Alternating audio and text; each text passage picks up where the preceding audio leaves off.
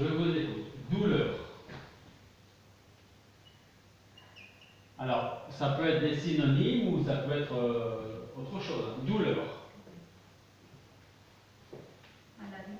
Maladie.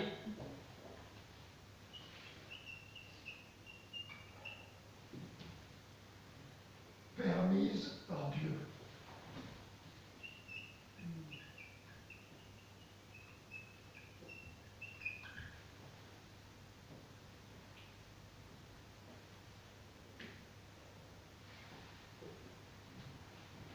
La croix.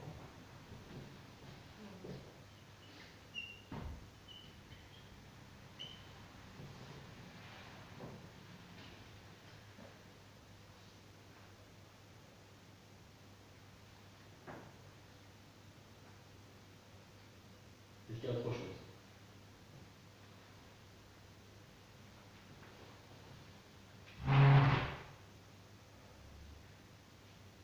C'est tout? Ou vous n'osez pas dire quelque chose? Oui, je pense pauvreté. Pauvreté. Oui, pauvreté. Pauvreté.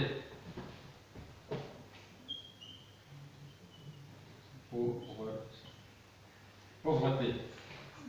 Un manque d'amour.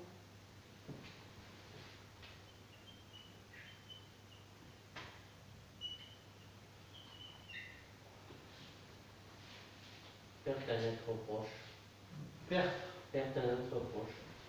Deuil. Alors, je résume si tu veux bien. Deuil. Voilà. Ok? Moi, je trouve. Un dernier peut-être. Malheur. Malheur.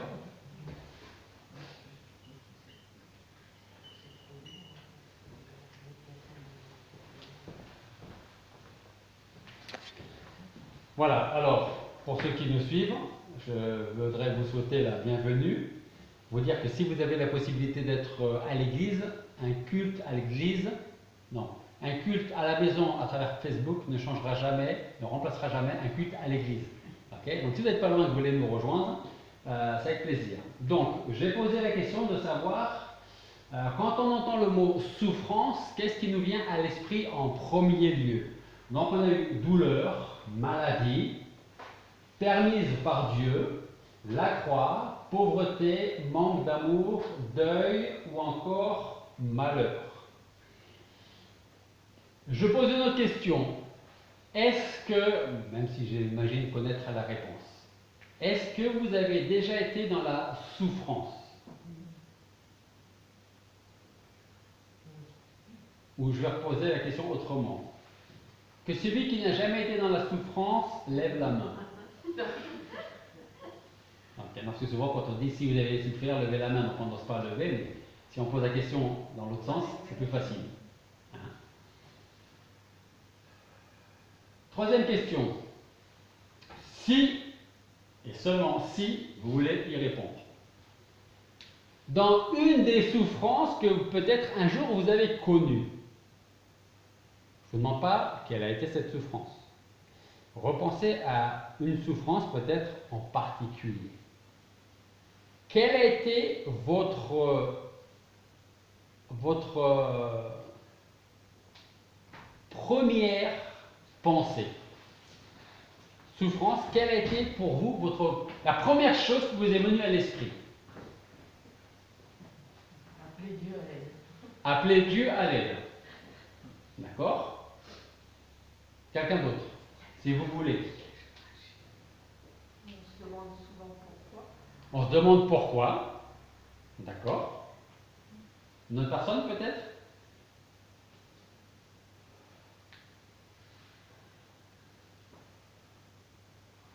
En tout cas, vous savez de quoi on va parler ce matin.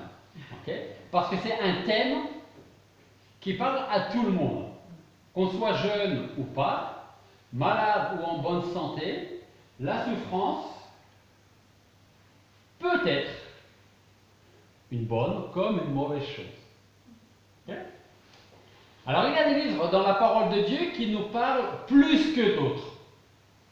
Je sais que beaucoup de personnes, et même parfois chez les non-chrétiens, on aime bien aller feuilleter, lire quelques passages dans les psaumes par exemple. Parce que dans les psaumes, il y a beaucoup de passages d'encouragement. On voit un petit peu la vie de certaines personnes, comme par exemple David, qui était souvent abattu, qui était souvent découragé, et à chaque fois, il regarde vers le Seigneur. Donc, chrétien ou pas chrétien, je pense que le livre des psaumes est certainement un des livres le plus lu.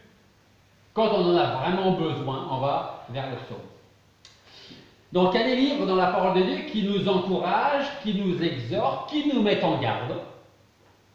Et d'autres que nous lisons peut-être un petit peu moins, peut-être parce qu'ils sont compliqués à comprendre. Un des livres qui peut être compliqué à comprendre, c'est lequel, souvent? L'Apocalypse. Il y a tellement d'images dans l'Apocalypse qu'on peut donner toutes sortes d'interprétations à chacune de ces images. Donc, naturellement parlant, on va moins lire, on sera peut-être moins attiré par le livre de l'Apocalypse, parce que c'est pas très clair, parce que c'est un petit peu ambigu, parce que je ne comprends pas, et on va être plus dirigé inconsciemment vers les psaumes, vers les évangiles. Parmi ces livres se trouve celui de Job. C'est lui qu'on va commencer, avec l'aide de Dieu, à étudier ce matin. Aujourd'hui, ça va être une introduction au livre de Job. Ok? Et Dieu voulant, on va développer ça dans les semaines à venir. Pour beaucoup, le livre de Job est très profond parce qu'il nous enseigne. Mais il nous enseigne quoi, le livre de Job?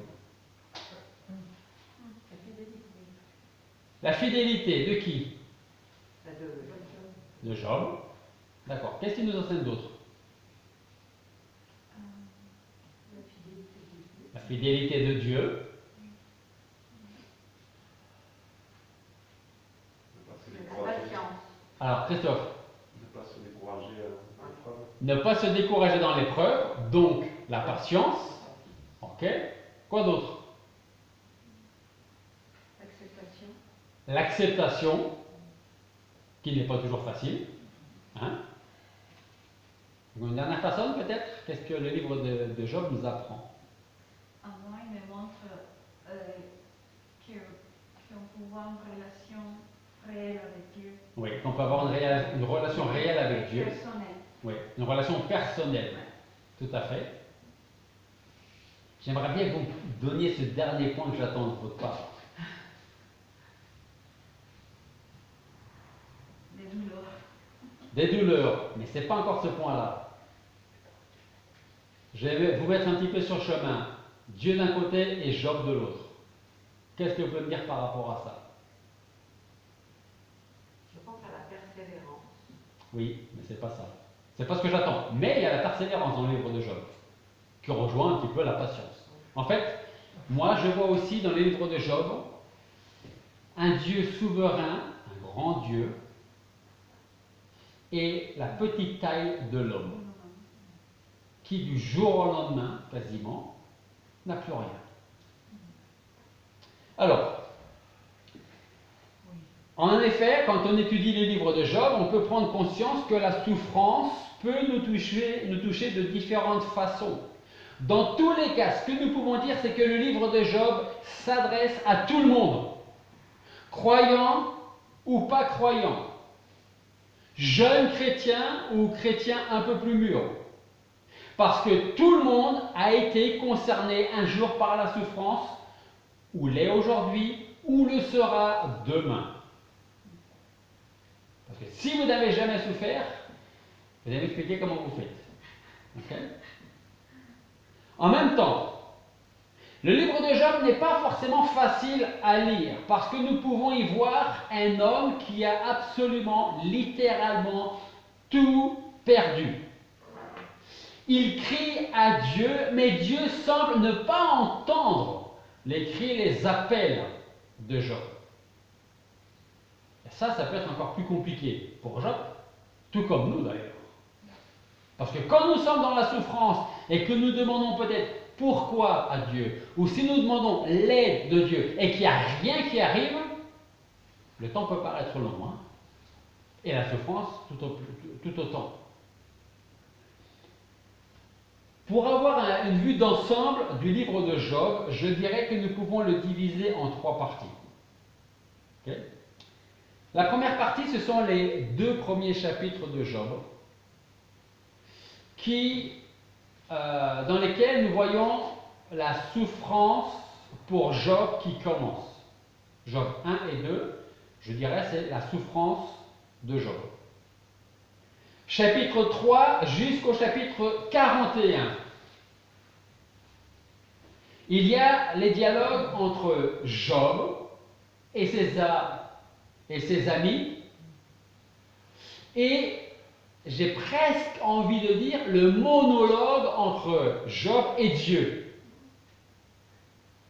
Et la troisième partie, c'est la fin des souffrances de Job. Donc, chapitre 1 et 2, la souffrance qui commence, qui débute pour Job. Chapitre 3 à 41, les dialogues entre Job et ses soi-disant amis, et entre les paroles de Job qu'il adresse à Dieu. Retenez bien ce que je suis en train de vous dire. Et la troisième partie, c'est juste le chapitre 42, le dernier chapitre, les souffrances qui prennent fin pour Job. Le résumé du livre, avant de commencer à l'étudier, est celui-ci. Lorsque Dieu enlève tous les biens à Job, ses enfants, sa santé, ses richesses, son bétail, sa première réaction est de louer Dieu. Il a tout perdu. Vous perdiez quelques richesses, toutes vos richesses, c'est une chose. Que vous perdiez votre bétail, c'est autre chose. Quand vous en arrivez à perdre vos enfants et que vous êtes encore capable de louer Dieu, puis nous allons voir que plus le temps passe, plus il est difficile pour Job de supporter la souffrance. Parce que Job reste toujours un homme. Puis arrivent ses amis, qu'on a tous. Je vais vous expliquer pourquoi, ce genre d'amis. Ses amis arrivent et commencent à lui dire que s'il souffre autant, c'est qu'obligatoirement, très certainement, il a fait des choses qu'il ne fallait pas faire. Des choses mauvaises. Des péchés cachés non confessés. Parce que, vu tout ce que tu avais et vu ce qui te reste maintenant, tu as forcément fait quelque chose qui a déplu à Dieu. Et toi seul le sais, même ta femme probablement ne le sait pas. Ce qui a fait que tu as perdu tous tes biens, ton bétail, mais surtout tes enfants. Nous prendrons le moment venu, le temps de parler de ces fameux amis, ces mêmes personnes que vous et moi, nous pouvons éventuellement connaître et croiser lors de moments compliqués dans notre vie et qui sont toujours prêts à nous dire pourquoi nous souffrons comme s'ils étaient à notre place. En tout cas, en ce qui concerne Job, il savait très bien que ce n'était pas le cas pour lui. Parce qu'en effet, Job aimait Dieu. Au chapitre 1, versets 1 et 8, nous lisons ceci. Job 1.1.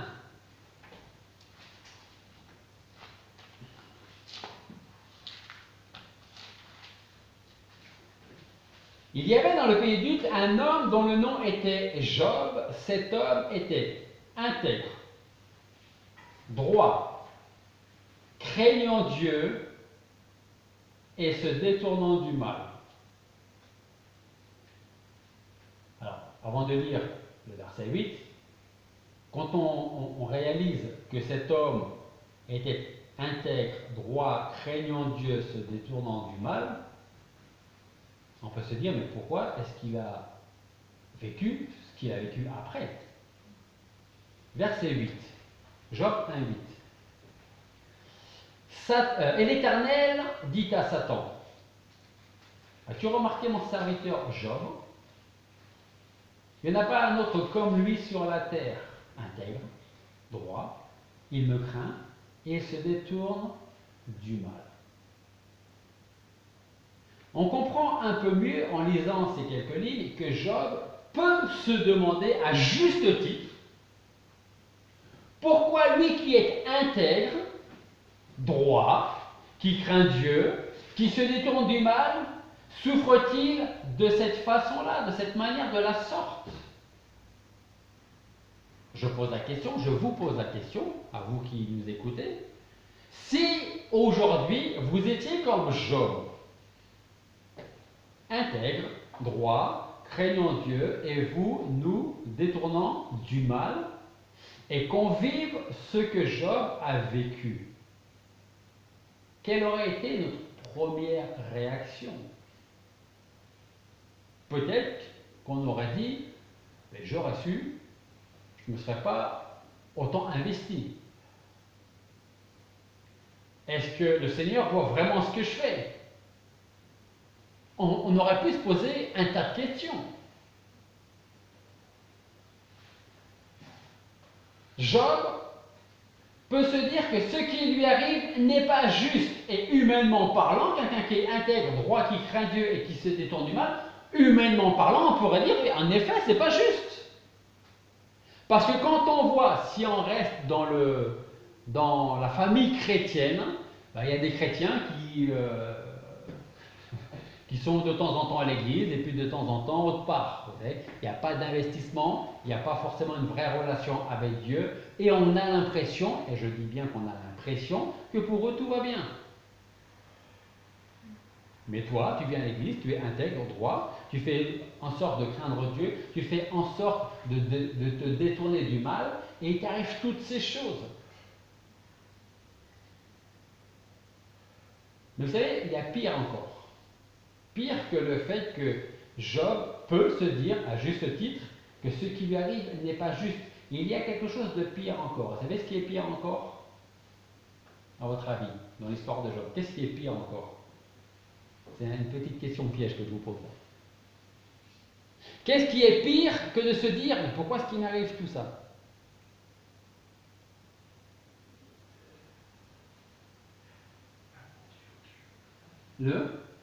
Maudire Dieu. Maudire Dieu, non. Ça, c'est sa femme qui l'encourage à faire ça. Perdre la foi. Perdre la foi, c'est pas ça non plus. Parce qu'on va le voir à travers l'étude du livre de Job, à aucun moment Job n'a perdu la foi. Donc qu'est-ce qui est pire que de se dire, mais je fais tout ce que je peux pour plaire à Dieu et voilà ce qui m'arrive? Qu'est-ce qui est pire? Rappelez-vous les 3 points que je vous ai donnés pour vous mettre sur la piste. Chapitre 1 et 2, premier point. Chapitre 3, 41 de 20 points. Chapitre 42, le dernier point. C'est le deuxième point qui m'intéresse. Qu'est-ce qui est pire dans la situation de Job? Je vous ai dit, c'est quoi le deuxième point? Ses amis. Il y a un dialogue entre ses amis et lui. Et après, je vous ai dit qu'il y avait quoi? Un quoi? Un dialogue entre Un monologue. Ce qui est pire pour Job, c'est qu'il pose des questions à Dieu. Il demande pourquoi. Il dit qu'est-ce que j'ai fait? Combien de temps ça va durer peut-être?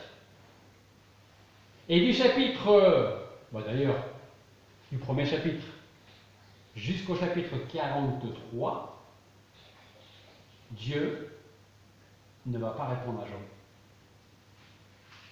À aucun moment. À aucun moment. Alors essayez d'imaginer un peu ce qui se passe dans l'esprit de Job. J'essaie d'être intègre, j'essaie de vivre ma vie pour Dieu, pour le mieux possible, bien que je sois pécheur. Okay? Voilà tout ce qu'il m'arrive.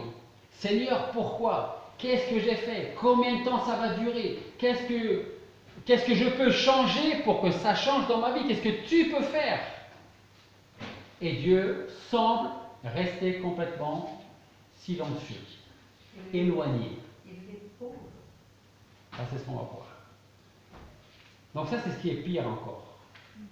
De demander sans savoir pourquoi. Le silence de Dieu.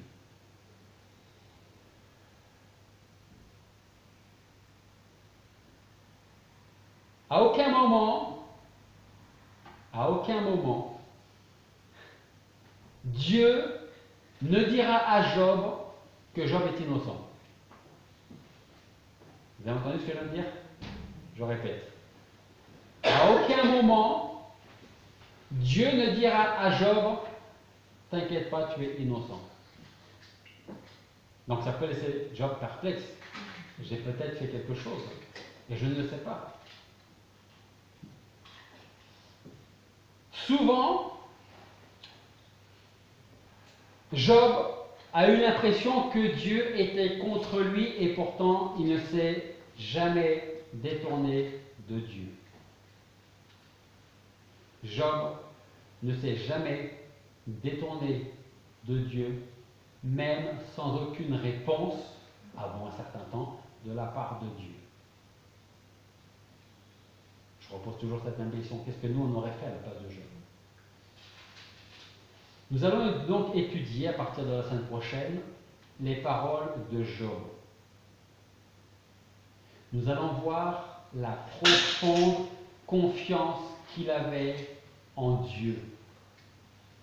Nous verrons également les discours de ses amis qui, en fin de compte, ne l'aident absolument pas, bien au contraire.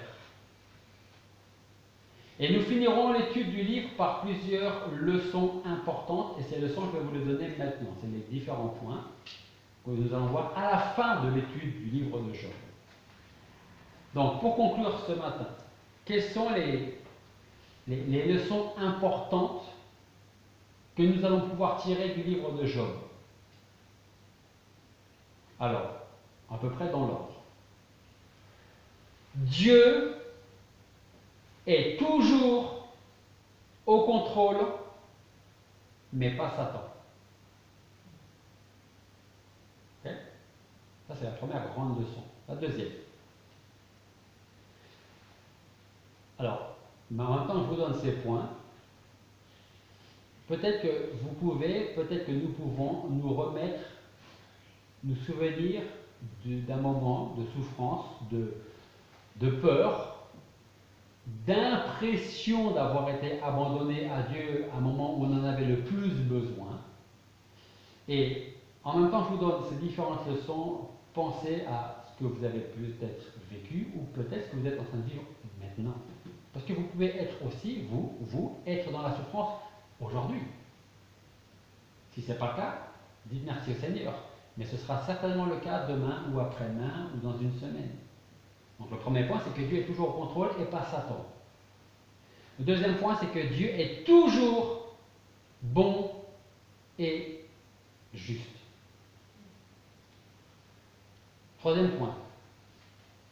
Les projets de Dieu pour ses enfants sont toujours les meilleurs.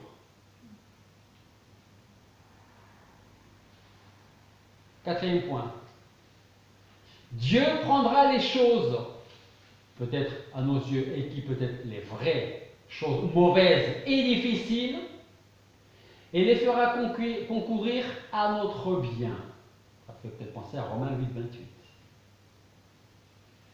Cinquième point. Il y a beaucoup de choses que nous ne pouvons pas comprendre, tout simplement parce que nous ne sommes pas Dieu.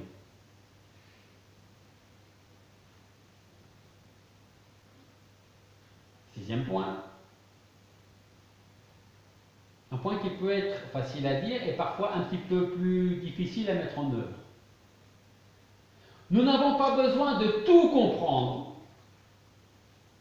mais par contre, nous avons besoin de toujours faire confiance à Dieu. Sauf que la nature humaine fait en sorte, notre nature veut comprendre le pourquoi du problème, de la souffrance, de ce qui m'arrive, de ce qui arrive à mes enfants, à mes parents, à mon conjoint, à quelqu'un de l'église. Autre point. Il est toujours plus important de connaître Dieu que de connaître les réponses à nos questions. Je répète, parce que je vois des yeux qui font comme ça. Je répète. Il est toujours plus important de connaître Dieu que de connaître les réponses à nos questions. Parce que, je vous le dis, je pense que vous le savez déjà, il y a des réponses à nos questions, à mes questions, aux vôtres, que nous n'aurons que lorsqu'on sera là-haut. Autre point. Dieu a toujours des raisons pour nous éprouver. Alors, dans le terme éprouver, ça peut être souffrance, ça peut être un manque financier, ça peut être un manque d'amour, hein. Ça peut être la pauvreté, ça peut être la maladie, ça peut être le deuil, ça peut être le malheur. Là, je ne fais que reprendre ce que vous m'avez donné. Donc, Dieu a toujours des raisons pour nous éprouver. L'autre point.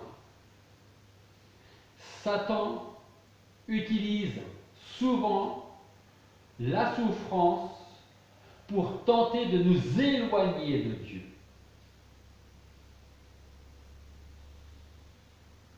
Autre point.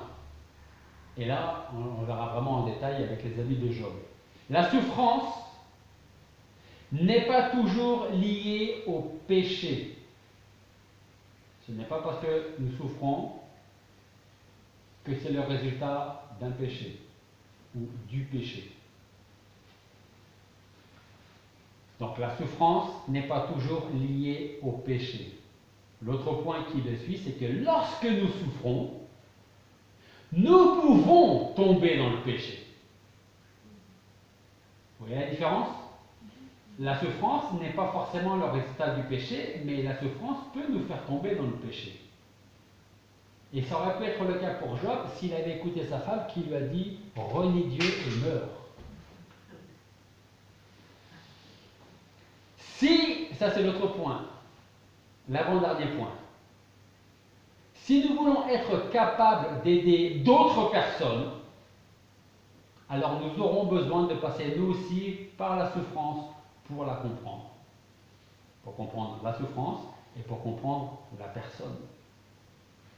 C'est pour ça que Jésus-Christ nous connaît parfaitement, sait parfaitement ce dont nous avons besoin parce que lui aussi a souffert. C'est un peu comme si, c'est l'inverse, dans le sens où si on n'a jamais souffert, on peut difficilement aider quelqu'un, même le meilleur des psychologues, peut difficilement aider quelqu'un à surmonter une souffrance. C'est comme si moi je n'avais jamais été marié de ma vie et puis que j'essaye avec mon non-expérience d'aider un couple qui est en train de divorcer. Vous voyez ce que je veux dire? Dernier point, nos souffrances ne dureront pas toujours parce que Dieu a la réponse à la souffrance. Vous savez quelle est la réponse? Jésus-Christ, qui a souffert pour nous, à notre place, sur la croix. Alors, pour résumer ce que nous venons de voir, lorsque Dieu enlève tous les biens à Job, ses enfants, sa santé, ses richesses, son bétail, sa première réaction est de louer Dieu. Dieu a donné, Dieu a repris, que son nom soit loué. Et nous allons voir que pour Job, plus le temps passe, et plus c'est difficile pour lui, avec l'aide de ses amis, de supporter la souffrance, surtout quand Dieu semble loin, comme si Dieu disait je t'abandonne à ton sort, tu fais ce que tu peux. Mais Dieu est fidèle. S'il a été avec Job, il le sera avec nous. Donc Dieu n'a pas besoin de changer. Comme il était avec Job, il est aujourd'hui de la même manière avec nous. À nous de changer pour que le jour où nous sommes dans la souffrance, nous puissions être comme Job et avec l'aide de Dieu supporter la souffrance. Prions. Père Céleste, nous voulons te remercier parce que ce matin encore, tu nous enseignes à travers l'exemple de Job. Nous voulons te demander de nous permettre d'étudier la suite de ce livre dans les semaines à venir et de nous enseigner. Nous voulons être reconnaissants parce que tu es un Dieu fidèle qui prend soin de nous, qui nous connaît parfaitement. Tu sais comment nous sommes faits, ce que nous sommes capables de supporter ou pas. Et tu le dis toi-même dans ta parole, nous ne serons pas tentés au-delà de notre force. Alors nous voulons te remercier parce que tu prends soin de nous. Aide-nous à toujours regarder vers toi, avec les yeux de la foi et non pas nos yeux humains, afin que nos yeux ne soient jamais détournés de toi, de notre Seigneur Jésus-Christ.